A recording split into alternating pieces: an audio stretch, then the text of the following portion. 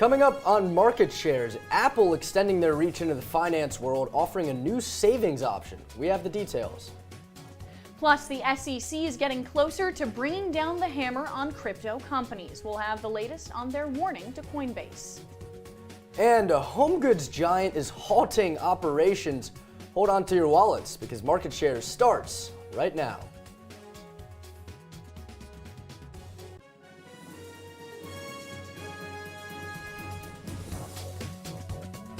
Good morning and welcome into Market Shares. I'm Bradley Hoppenstein. And I'm Teagan Brown. We begin this morning with breaking news.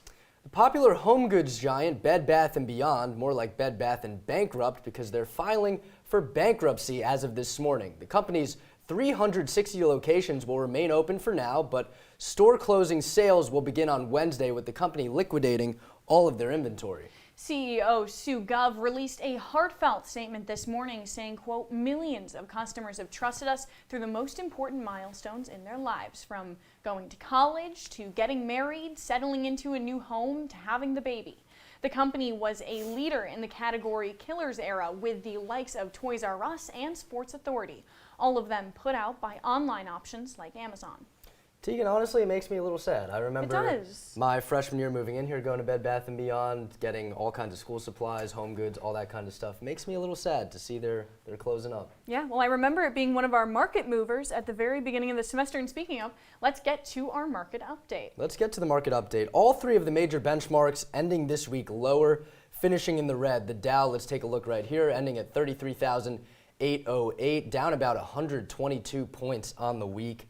The Dow snapping a 4-week winning streak on mixed quarterly earnings, and that's ahead of big tech's earnings next week. And Teagan, if there's anything we got this week and next week, it's earnings season. The Dow on a 4-day straight loss to end this week, though, and that really comes on inflation news.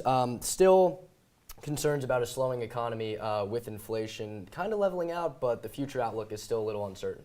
Yeah, all three of these indexes on the decline. The NASDAQ next with the biggest decline out of the three, dropping 0.42%. The biggest decliners in the NASDAQ were Zoom, which we'll talk about later, Airbnb, and DocuSign, but there were some gainers for them, including Amazon, who we mentioned before, one of the killers of Bed Bath & Beyond and these other companies, as well as CSX Corp was a big mover, and Gilead Sciences. And moving on to the S&P 500, rounding things out here for us, ending the week about 4,134, really not moving on the week. You see some jumps kind of in the middle of the week, but really the S&P ending flat.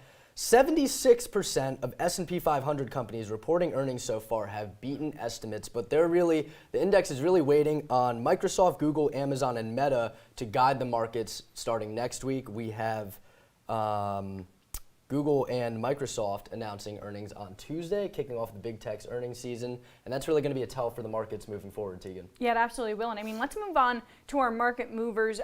We chose some names this week that people will have heard of, BuzzFeed being the first one over there on the right side of your screen, dropping a ton this week after they announced that they were cutting 15% of their staff. Their CEO saying they were no longer able to turn a profit, and he said they'll concentrate their news efforts with HuffPost, which they acquired back in 2020. So definitely a drop for BuzzFeed right there. But Bradley, let's move on to our next one. Yeah, let's take a look at Procter & Gamble. Let's take a look at Procter & Gamble. They make everyday products from Tide laundry detergent to Charmin paper towels and toilet paper. So they boosted prices 10% in light of inflation, but that actually paid off. Net sales jumping about 4%. Shares jumping also 4% on Friday based on their solid earnings. And the company boosting its outlook on 2023, Teagan, based on these earnings that are up. They're boosting their outlook on the year. They were expecting to grow about 4 to 5%. They're now looking at about 6% growth this year. So good looking news for Procter & Gamble. Yeah, good looking news for them, but not good looking news for Zoom. Their shares fell 2.5% this week. Of course, I'm sure everybody here is very familiar with Zoom, good old Zoom University during the pandemic and everything, but they hit a 52-week low, and their shares have fallen 6% overall just since the end of June. I think we're definitely seeing that kind of end of a virtual era. Of course, it's still sticking around in some senses, but lots of people going back into work, not as much work from home or work online. Yeah, we saw that tech surge at the start of the pandemic, and obviously Zoom playing a major role in that. But again, as we continue to move back into the office, people go back in. naturally the stocks will continue to fall. You see a Yeah. similar sentiment with the vaccine stocks. Absolutely, yeah. So very interesting. As We've talked about a couple of those on the show as well. as we move out of the pandemic. Well, Apple has its latest target. The tech giant announced on Monday that it's pushing deeper into banking. Its new savings account is open for business, available to anyone with an Apple card. The best part for consumers, pretty good looking interest rate of 4.15%. And Apple's savings account is notable both for the rate, which is one of the highest around the world, but also as another signal of just how far the company is willing to go into the financial services industry. It teamed up with Goldman Sachs, who's also behind Apple's credit card.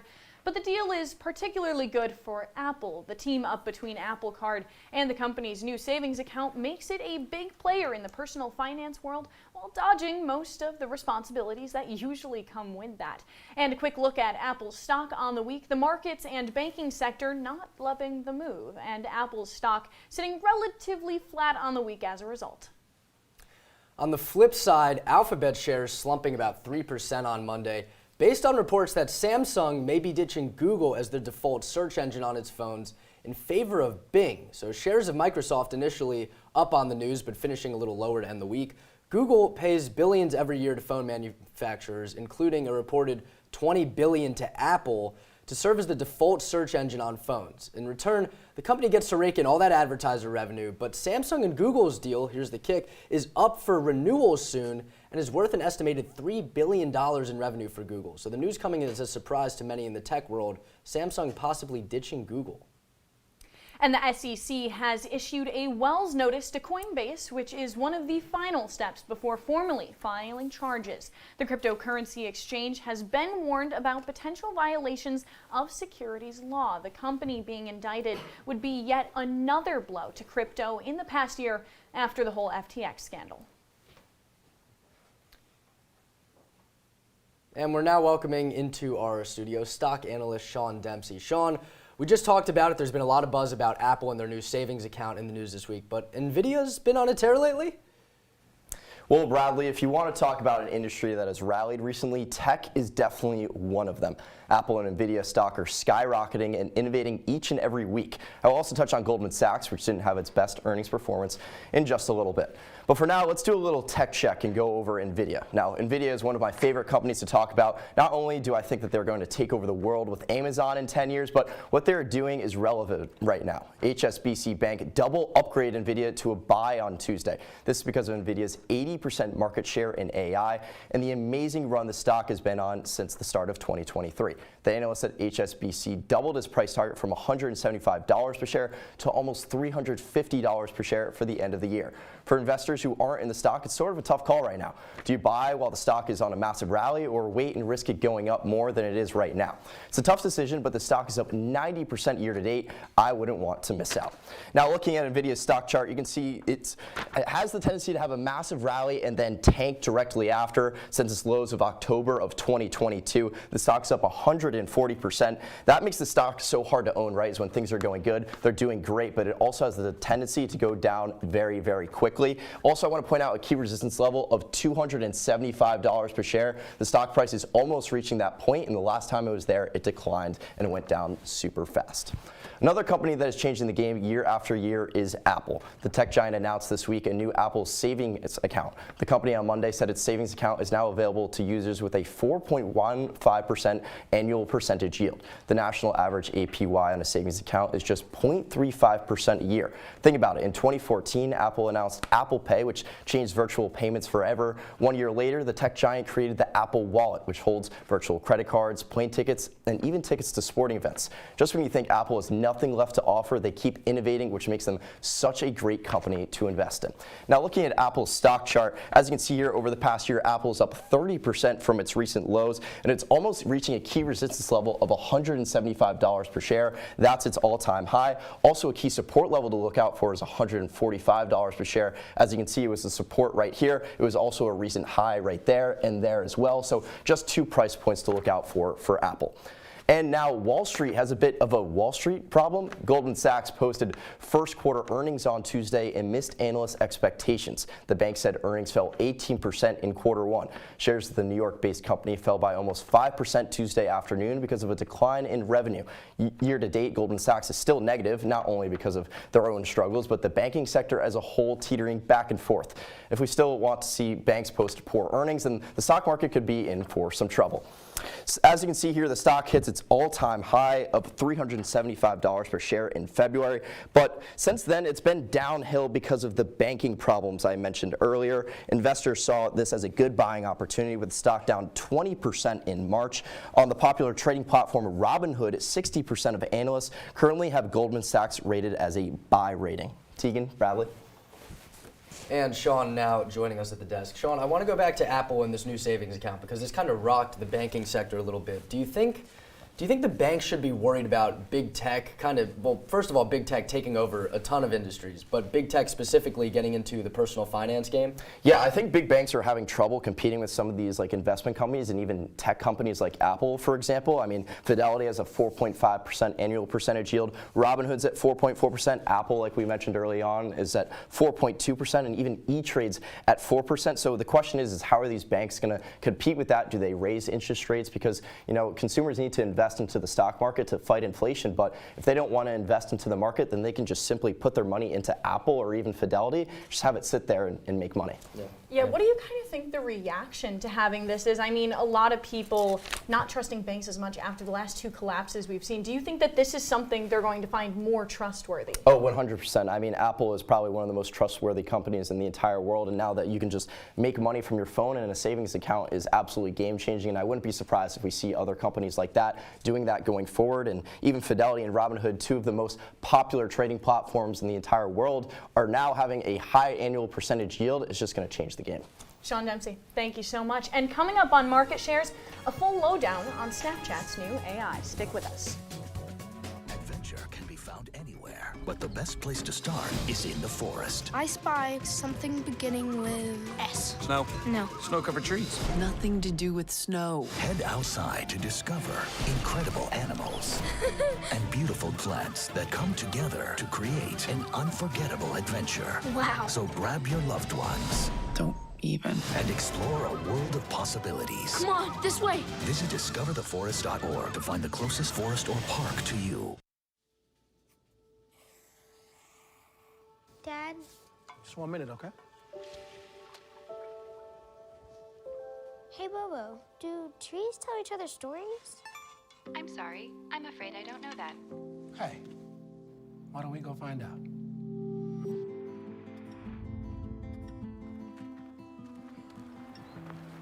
Listen. Do clouds take naps? I couldn't tell you.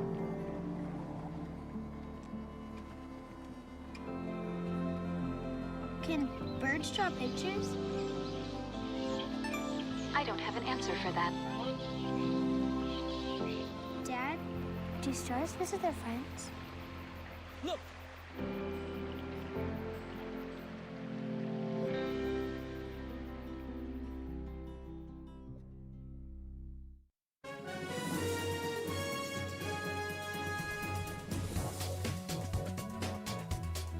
Welcome back to Market Shares. So we tend to talk about AI on this show a lot. So I figured we should probably talk about one of the biggest artificial intelligence stories of the week. And if you have Snapchat, you probably already know what I'm talking about. The app rolled out its new My AI feature, and the online opinions were pretty mixed. So I decided to try it myself and form my own opinion. So the first thing I noticed was that this AI looked nothing like a real person. They literally had pink skin and pink hair, but I was able to customize and even rename them, so I decided this person would be a her, and I decided to call her Alexis. I started our conversation with a pretty simple, "Hi Alexis," and she responded in probably 0.2 seconds, which is not even an exaggeration. She just sat in that lower left corner, peeking out every single time I started typing anything. Was not sure how I felt about that.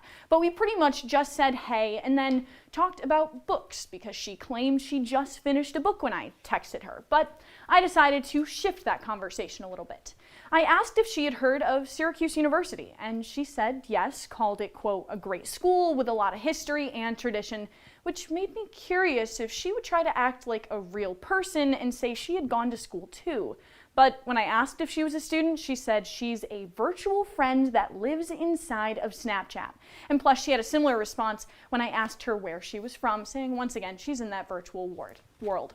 The final thing I tried to do was elicit an emotional response because, yes, from a being of artificial intelligence on an app where I send pictures of me sticking out my tongue, I tried to elicit an emotional response. But anyway, I had to at least try. So I told Alexis I was sad and made up a reason as to why. She actually gave some pretty solid advice that I would expect to hear from a real person, which was kind of surprising. And honestly, overall, if Alexis hadn't said she was a virtual friend, I probably would have thought she was completely real, but just a very formal speaking person. It was so natural and quick with her responses. So could this kind of technology be looked at as dangerous and almost a way to trick someone's brain? I don't know. I'll leave it up to you to decide. Bradley, back to you. Wow, Teagan, thank you. A lot to unpack there. Honestly, I think it's a little concerning, especially when you think about how many kids are on Snapchat, giving them a virtual friend.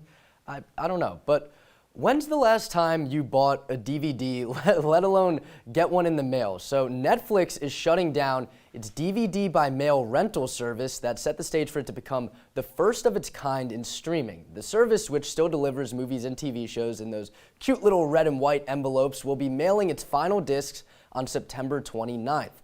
Netflix doesn't disclose its amount of DVD subscribers anymore, but it's estimated they have about 1 million left, with the disc by mail service bringing in over $145 million in revenue last year. So let's take a look at Netflix's stock now, plunging earlier this week, but making a slight recovery down the stretch. Shares falling as much as 7% after hours on Tuesday, now down about 2% on the week. So from January to March, the streaming giant added 1.75 million subscribers versus estimates of a little over 2 million. That's in their latest report. The company also starting to roll out its crackdown on password sharing in over a dozen countries, which consumers haven't been thrilled about. Staying in media, let's turn to the latest on the political brawl between Florida Governor Ron DeSantis and his state's largest employer. Market Share's political analyst Luke Radel is here with the latest. Hey, Luke. Bradley, Ron DeSantis has had a roller coaster relationship with the Walt Disney Company. He worked very closely with them to reopen their theme parks during the pandemic, and something you may not know, the governor and his wife Casey were married at the Grand Floridian Hotel in Disney World. In his book, The Courage to Be Free, DeSantis writes the venue was, quote, not my idea, and something he agreed to on one condition. He made sure that Mickey Mouse and Donald Duck, quote, were not in our wedding photos. But the DeSantis wedding is just one example of how the Walt Disney Company does a lot of business in the Sunshine State. By the numbers, a 2019 study by Oxford Economics found that Disney brings in $75.2 billion annually for Central Florida. They generate nearly 500,000 jobs and create nearly $6 billion in state tax revenue. The sales tax alone collected on the 58 million Disney World tickets sold in 2018 was $409 million, excuse me. That's more than what the state will spend on school construction and maintenance or the entire Department of Elder Affairs. As a result, Disney is an influential force in Florida politics, which is why many activists wanted them to speak out against the passage of the Parental Rights in Education Act in the Florida legislature. For his part, DeSantis says he warned Disney CEO at the time, Bob Chapek, to stay out of the dispute. In his book, DeSantis penned a chapter called The Magic Kingdom of Woke Corporatism. He writes in the chapter that this clash, quote, represented a textbook example of when a corporation should stay out of politics. DeSantis argues the bill had, quote, nothing to do with Disney's business interests in Florida and blamed, quote, leftist activists for pressuring Disney to take a stance that was contrary to the interests of many parents and children, the core market for Disney products and services. But when the company moved ahead anyways with a statement condemning the passage of the law, Governor DeSantis pushed back hard.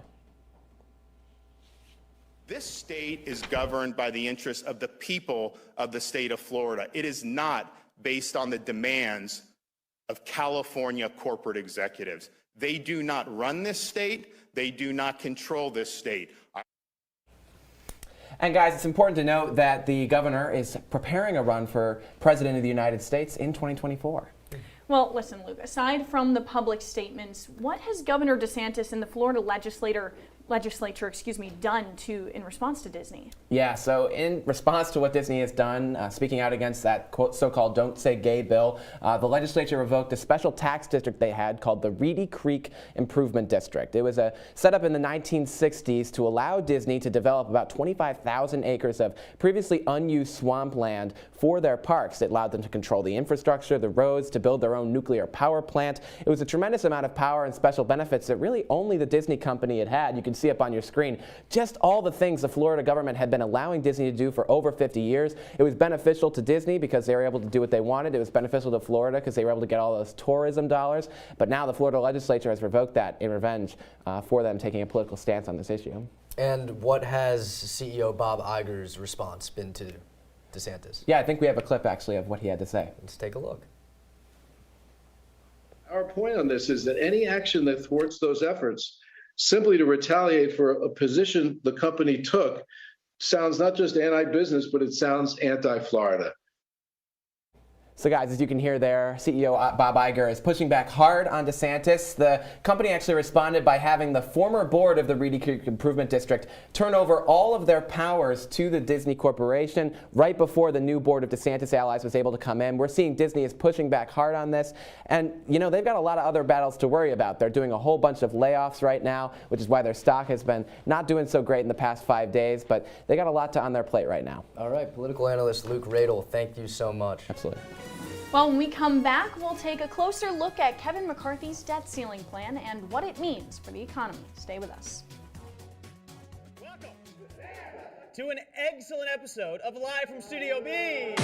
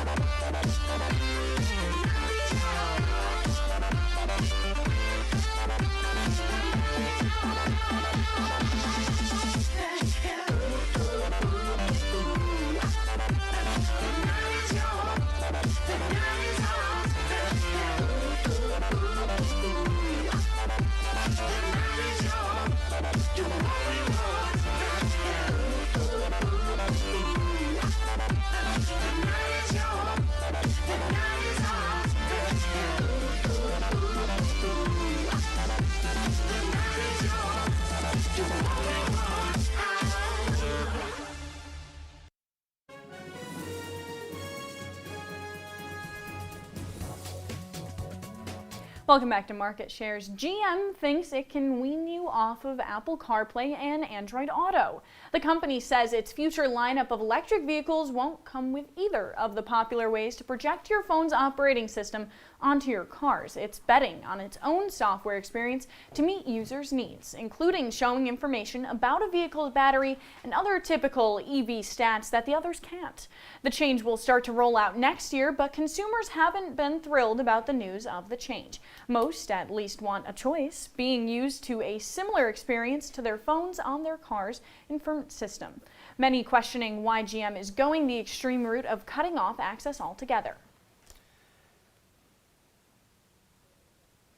Amazon is the #1 company to work for a third year in a row. That's according to LinkedIn, who rated companies on a variety of factors, including employee skill growth and the frequency and speed that they're promoted at. Amazon founder Jeff Bezos vowed to make the e-commerce giant Earth's best employer, and it looks like he's getting closer to achieving that goal. Amazon taking the top spot, the next four after it being Wells Fargo, JP Morgan, Bank of America, and Alphabet, respectively. It's important to note some of the major layoffs over the past year. Companies that laid off 10% or more of their workforce between January 2022 and April 2023 were not eligible for the list. Meta, for example, was not eligible this year after cutting about 13% of its workforce. And House Speaker Kevin McCarthy has put forward a House spending bill that looks to limit the United States debt crisis. However, President Biden is adamant that he is not willing to cut spending to many of the nation's programs. Joining us now is market shares number analyst Jacob Goldberg to discuss the potential effects of a debt default. Jacob? Thanks, guys. Right behind me is Kevin McCarthy, the House Speaker. He's the main player in all of this, trying to pass this House bill to lower the debt limit. So why is he trying to lower the debt limit over time? Well, right now it's at $31 trillion.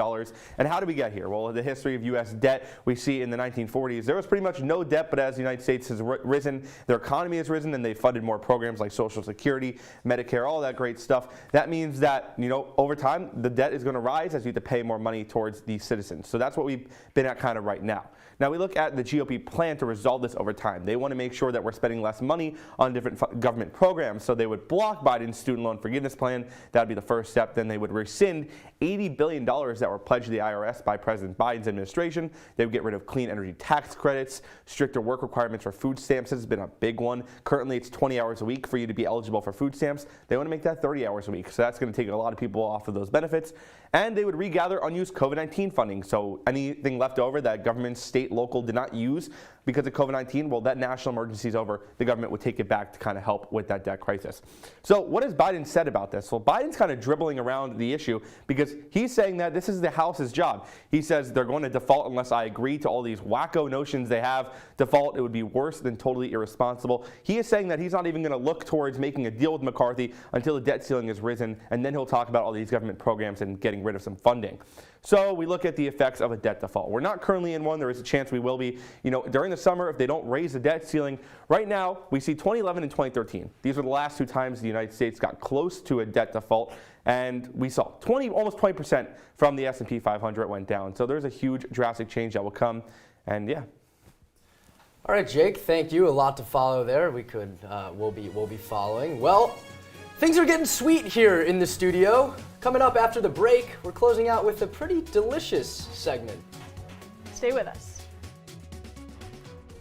Here's to the straggly ones, the lopsided ones, the first ones, the I miss my beard ones. But hey, I look good with this ones. But no way he's grown that in the weak ones. The black, brown, red, and gray ones. That one. The itchy ones. The never forgotten ones. The ones grown by Dad. The ones grown for Dad. The started late ones. The absolutely filthy ones. The drawn on ones. The finger ones. The pin ones. The I nearly didn't do it this year ones.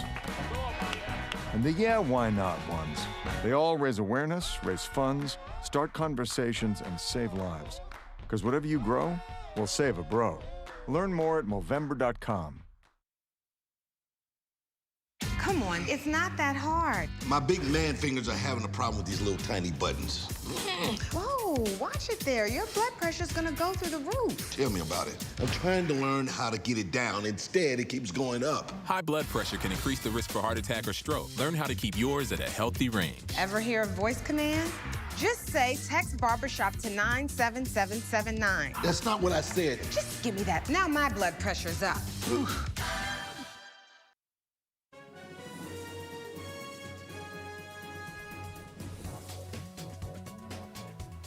Welcome back to Market Shares. Before we leave you on this Sunday morning, we've got something sweet. We wanted to show you this headline from the New York Times about the fastest growing dessert chain in America. Crumble Cookies has skyrocketed in the social media age with its trendy weekly rotations of flavors and strong presence on TikTok. That's right. They have over 6.7 million followers on TikTok and a loyal fan base for their cookie drops. So we thought last show, let's do things a little differently. Let's do a live taste Crumble test. cookie taste Oh, test, let's yeah. do it. Let's pop it open. Let's show the camera here. There we go. Everyone, take a quick bite here. Okay. I We've was- got I a was- pink one. I was I like start it. that. And the brand new crumble cookies and There the we way. go. Oh, Take a here. nice Ready? All right. Thank you. We'll split. All right. There we go. Works All for right. me. Cheers. Cheers. Cheers, everybody. Cheers. Okay. Whoa. That's pretty good. Delicious. That's very, very good. Very good. When I went to go get these last night, I realized that the crumble cookies in DeWitt is right across the street from a Bed Bath & Beyond. Oh. So I figured wow. that would be a good topic of discussion. One company on the Well, rise, another sadly. one. Luke, I hate to tell you, Guys. but that's all the time we have Yes. on this last episode of Market Shares. Be sure to follow us. I'm Teagan Brown. Thank you so much for watching. I'm Bradley Hoppenstein. Have a great Sunday. We'll see you in the fall.